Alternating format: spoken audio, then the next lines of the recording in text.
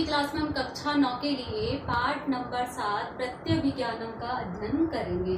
अब देखिए जो प्रत्यभिज्ञानम जो पाठ है ये महाकवि भास के द्वारा रचित है।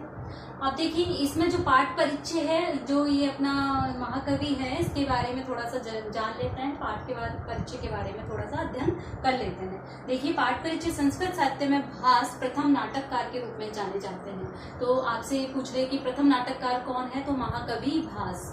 अब देखिए महाकवि भास ने कुल 13 नाटक लिखे हैं। अब आपसे पूछा जाता है महाकवि भास ने कितने नाटक लिखे हैं, तो कुल 13 नाटक लिखे हैं। पंचरात्रम नाटक उन्हीं में से एक है। पंचरात्रम नाटक भी उन्हीं में से एक है। प्रस्तुत पाठ भास रचित पंचरात्रम नाटक से संपादित कर लिया गया है। ये जो नाटक है ये पंचरात्रम से संपादित कर लिया गया है। इसका कथानक महाभारत के विराट पर्व से लिया गया है। महाभारत में जो विराट पर्व था उससे लिया गया है ये पाठ प्रत्यभिज्ञानम। अब देखिए इसमें क्या है, पांडवों के अज्ञातवास के समय अज्ञातवास था जब उस समय दुर्योधन एक यज्ञ करता है। दुर्योधन क्या करता है, एक यज्ञ करता है और यज्ञ की समाप्ति पर आचार्य द्रोण को गुरु दक्षिणा देना चाहता है। अब देखिए द्रोण गुरु दक्षिणा के रूप में पांडवों का राज्य अधिकार चाहते हैं। द्रोण क्या चाहते हैं, पांडवों का राज्य अधिकार।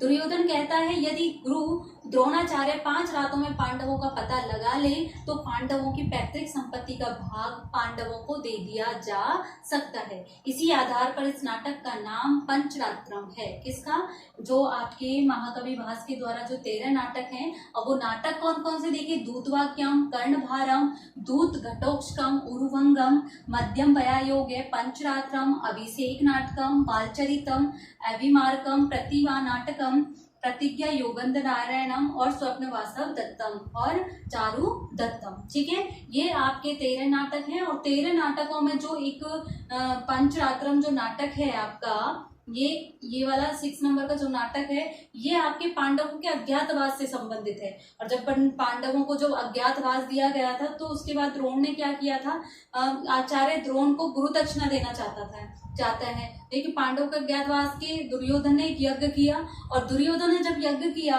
तो उस दुर्योधन के यज्ञ में द्रोण गुरु दक्षिणा देना चाहते हैं। द्रोण गुरु दक्षिणा के रूप में पांडवों को राज्य अधिकार चाहते हैं। द्रोण क्या चाहते हैं, राज्य अधिकार चाहते हैं। और फिर कहते हैं कि वो पांडवों को जो अज्ञातवास है, अगर तुम पांडवों को कहीं भी ढूंढ के ले आओगे तो वो अपने राज्य को वापस ले सकते हैं। नहीं, अगर वो पांडव नहीं मिलते हैं तो उनका राज्य का अधिकारी मैं होगा। देखिए उसी प्रकार देखिए 5 रातों में पांडवों का पता लगा लीजिए और पांडवों की पैतृक संपत्ति का भाग पांडवों को दे दिया जाएगा। अब देखिए इसी आधार पर इस नाटक का नाम पंचरात्रम है। अब भास के 13 नाटक के बारे में मैंने आपको बता दिया कि महाकवि भास के 13 नाटक कौन कौन से हैं। अब देखिए अब आपको ऑप्शन में पूछ लिया जाता है, जैसे एक नाटक इनमें से दे दिया, 3 कोई अन्य नाम दे दिए और पूछ लिया महाकवि भास के द्वारा रचित नाटक का नाम कौन सा है। तो अगर आपको ये थोड़ा सा माइंड में है कि दूतवाक्यम, कर्णभारम, दूत घटोत्कचम, उरुभंगम, मध्यम वयायोगे, पंचरात्रम, अभिषेक नाटकम, बालचरितम, अभिमार्कम, प्रतिभा नाटकम, प्रति योगेंद्र नारायण, स्वप्न वासव दत्तम, चारु दत्तम, ये आपके 13 नाटक है महाकवि भास के द्वारा। तो आप ऑप्शन में सही टिक करके आओगे। एक आता है इसमें से प्रश्न, इसलिए इनको ध्यान रखना। अब देखिए पाठ का सारांश क्या है, प्रत्यभिज्ञानम जो पाठ है उसका सारांश क्या है। दुर्योधन आदि कौरव वीरों ने राजा विराट की गायों का अपहरण कर लिया। किन्होंने, दुर्योधन आदि कौरव वीरों ने राजा विराट की गायों का अपहरण कर लिया। अब विराट पुत्र उत्तर बृहन्नला छद्मवेशी अर्जुन को सारथी बनाकर के कौरवों से युद्ध करने चले जाते हैं। किसको सारथी बना लेते हैं, अर्जुन को सारथी बना लेते हैं और युद्ध करने के लिए चले जाते हैं। कौरवों की ओर से अभिमन्यु अर्जुन पुत्र भी, अभिमन्यु क्या था, अर्जुन पुत्र था, भी युद्ध करता है। युद्ध में कौरवों की पराजय हो जाती है और इसी बीच विराट को सूचना मिलती है कि बल्लभ छद्मवेशी भीम ने रणभूमि में अभिमन्यु को पकड़ लिया है। अभिमन्यु कौन था, अर्जुन का पुत्र था, पकड़ लिया है। अभिमन्यु भीम तथा अर्जुन को नहीं पहचान पाता और उनसे उग्रता पूर्वक बातचीत करता है। दोनों अभिमन्यु को महाराज विराट के समक्ष प्रस्तुत करते हैं।